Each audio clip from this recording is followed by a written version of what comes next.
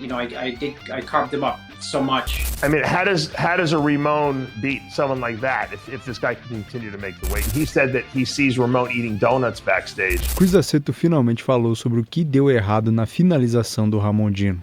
Meus amigos, após uma semana do Mr. Olympia, Chris Aceto finalmente resolveu ouvir ao apelo dos fãs brasileiros e contar o que houve, o que aconteceu, ou possivelmente o que aconteceu. Será que o Chris não assumiu o BO? Bom, vamos ver isso aqui. Eu fiz essas legendas pra vocês. Tô fazendo esse vídeo de madrugada, então deixa o seu like, se inscreva no canal se não for inscrito e fiquem com o que o Chris tem a dizer a respeito de toda essa polêmica. Se inscreve aí, miserável. I give a big shout out, congrats to Ramon Dino, who qualified for next year's Olympia, winning in spectacular fashion down there in Brazil. Was that planned, or did you figure just let's knock it out of the park right now so we don't have to deal with it next year? No, Ramon decided to do the show Tuesday night simply because I think he realized that he needs to qualify for the Olympia. So it was one of those, the show was a few days away and obviously right there in Brazil, and this would give him the opportunity to get the qualification and spend some downtime and recovery time and family time and time to be able to just do what every good bodybuilder needs to do, is take some time off and regroup and restart the engine. You sent me this video like before the show that took place down there, and this was like a hotel video, and I was super impressed. I think you gave me permission to put this up, right? Yeah. All right, hold on, let me pull it up here, because I think you guys are going to be pretty impressed when you see this. Ramon is pretty much his best here. Hold on. A technical snafu. Let me put this up here.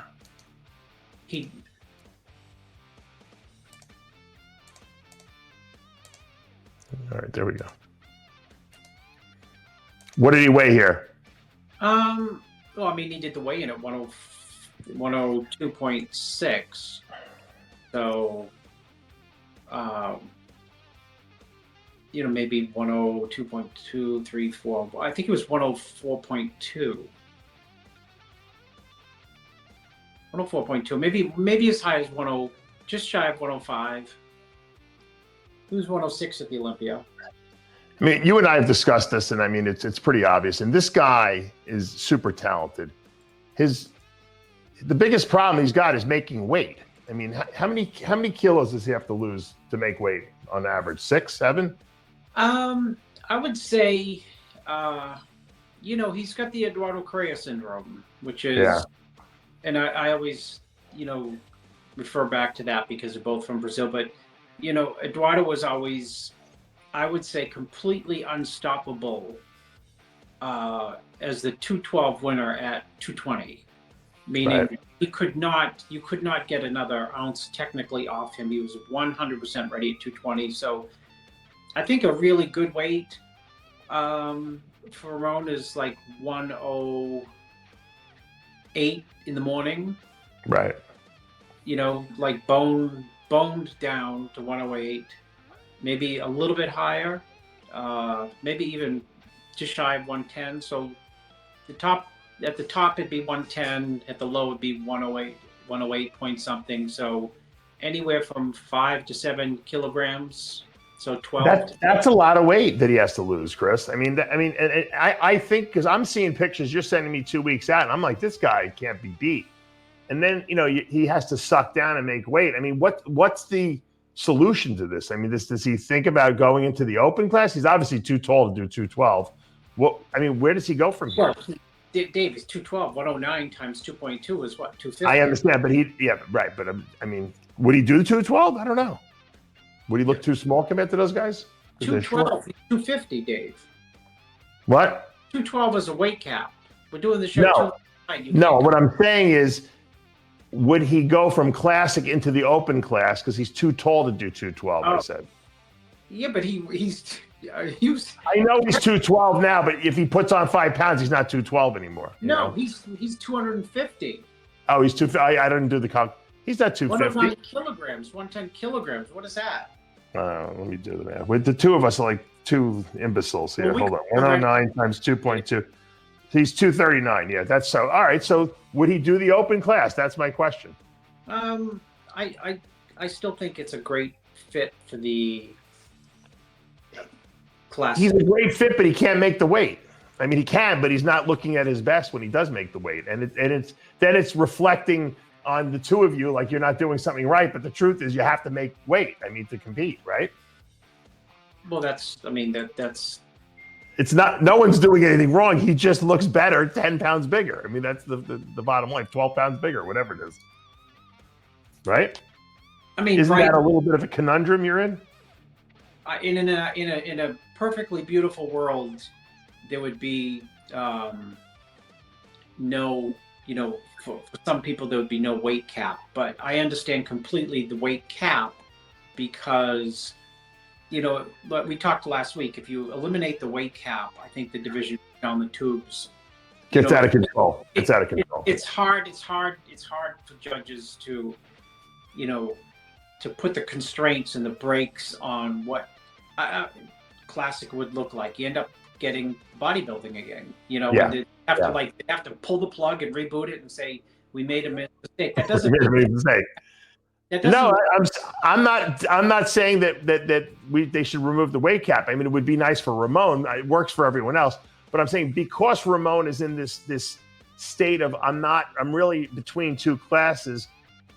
What do you do? The guy's young. He's got a tremendous following in Brazil. Do you think he could do well in the Open if you let him grow? Yeah, I mean, if people talk about Chris Bumstead, doing right. well, I'm sure Ramon could do well in the Open. Is he interested in doing that? He's never shown any interest in doing the Open. His mindset since we met has been on, classic Olympia. Right. Well, I mean, now that Bumstead's gone, I guess there's another enticement to stay there for at least another year and see if he can knock off, the top guys. When you look at Mike Sommerfeld, who kind of came out of nowhere, he was an open guy, went down to classic, right? He, when I look at his physique, I think George Peterson, I think bodybuilder. This guy's a great bodybuilder. He obviously was a better bodybuilder than Chris Bumstead on that classic Olympia stage. However, it's classic, and I think that's what won it, in my mind, at least for Bumstead. Would you agree, or what was your take on that? I think he has classic lines. I think he's thicker than, in some ways, than most of the guys in the classic. And he had better back than Bumstead. He had better legs than Bumstead, right? Legs from the side are better than Bumstead, which is like saying a lot because Chris Bumstead on the side chest, his legs phenomenal, and even he's full through the pecs. That's a great shot for him, the side chest. Yeah. I mean, he's good in all the shots. Are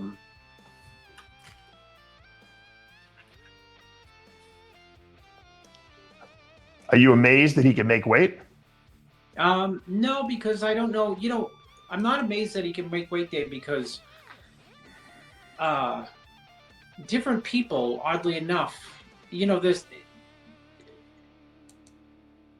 can make weight easier than others. I mean, look at Chris; he's underweight, right? Yeah, I don't. It's like his bones don't weigh anything or something like that. I don't know how he does that, but there's Sommerfeld right there. I mean, you're right. I mean, it's a classic physique, but his legs are huge. I can't even believe that the guy can make weight. He's so big. Well, I mean, I wonder what do you know? I mean, what is his weight? For his. I don't know, but I mean, look at the size of those legs. They're huge. He's got very good, very very good legs. I mean, how does a Ramon beat someone like that if this guy can continue to make the weight class? Yeah, just be at his best. That's all you can do, and see where the chips fall. Yeah. I feel frustrated for Ramon because I know that this guy probably says, man, if I can only come in 10 pounds bigger, I'll be at my best. And I don't think any of these guys can beat me, but I can't do it because I got to make this weight class.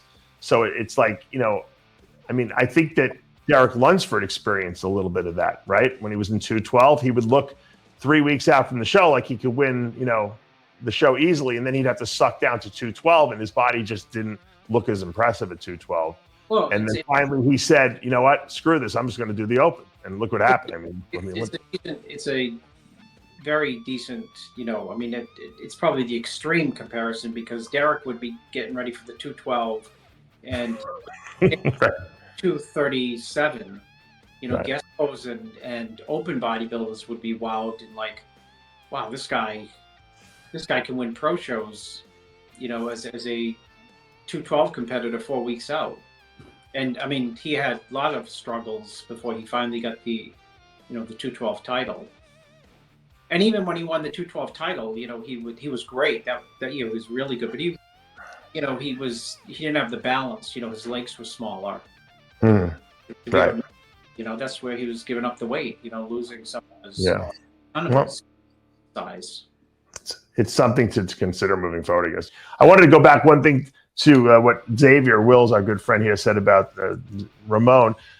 We noticed it in both the Olympia and this show he did in Brazil. He's been having a sweating problem on stage. Now, he obviously is dry as a bone when he goes out there. I've seen sweating occur before, in guys that sometimes who get low blood sugar. You get that cold sweat going. Michael DeBull posted a post on Instagram. I'll see if I can pull it up. And while you're commenting on that, and he said that he sees Ramon eating donuts backstage before he goes on, which is probably to help him, get a little bit of a pump going. But sometimes when you eat simple sugars like that, you can, if you're out on stage a long time, which is what happens with these classic guys, your blood sugar can drop too, because it goes up and then you get an insulin spike and it drops and then you get that cold blood, because he's not sweating in the beginning of prejudging. It seems like it's happening towards the end of prejudging. Any credibility to that theory? Well, that's your theory. And no, it's Michael DeBull's theory, but I tend to agree with it. Michael DeBull, who I coached when he turned pro, on very little anabolics, by the way, Michael. And I'm sure he's still on very little. Michael has, as a comment that Michael's a great guy and has good intentions, and there's probably some truth to that. But the fact of the matter is, Dave, you were the one last week off camera who's said, maybe his blood sugar level drops. Right. And my comment was to Dave off the air was that, I carved him up so much between the weigh-in at the Olympia and the prejudging. There's something called, things are relative. So if you're on a very high carb intake for a day, anything other than sky high, your body can perceive as low. So that can affect your low blood sugar. And he sweated a little bit, during the prejudging. Of course, not like the Olympia here in Brazil, but to some degree, actually, if you look back at many shows, he has sweated like that. So, Michael, the advice is well taken. I mean, there could be something there. Dave, you're the originator of that. I know you don't want to take credit for it. Well, I didn't know he ate donuts backstage, so that's why I'm even more apt to believe that he is getting some sort of an insulin spike and a blood sugar drop, possibly. Because there's no reason for him to sweat on stage. He's dry. You know what I mean? You only sweat when you get that cold sweat from low blood sugar. Well, it could be that, or it could be that. I think what you should do is have him do a Boston cream donut so that you get the fats in the cream, and that'll slow the absorption of the sugar down. So maybe he'll get a more sustained blood sugar. He didn't, just to touch on that one more, like he didn't, he pretty much carved up really clean for the Brazil show. The pictures you saw, and he, midway through prejudging, he did sweat. But again, nothing. Is he eating the sugar backs? Maybe I think it's just the sugar backstage. I don't think it's what he's eating during the diet and carb up. Nothing to the extent. Mm-hmm. But he didn't eat sugars backstage for Brazil. Yeah. Well, you never know. Maybe they got the special Brazilian donuts. They have too much sugar in them.